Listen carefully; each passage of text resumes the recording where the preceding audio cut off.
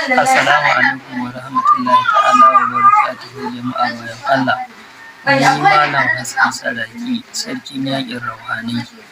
Muna taimakon Allah na taimakon mu, muna taimakon al'umman Annabi da maganin gargajiya da addu'a da roƙon Allah.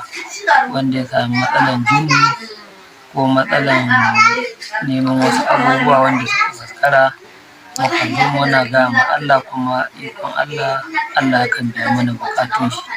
Shi ne muke faɗin ma jama'a bayan Allah su yi ƙoƙari mai rabo, wanda Allah ya sa yana da rabo ya ƙoƙari ya zo mu taimaka mishi. Allah kuma ya taimake Ubangiji ya sa a dace, Ubangiji ya sa a sami nasara.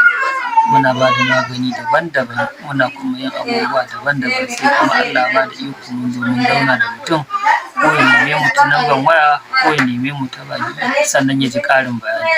A huta lafiya.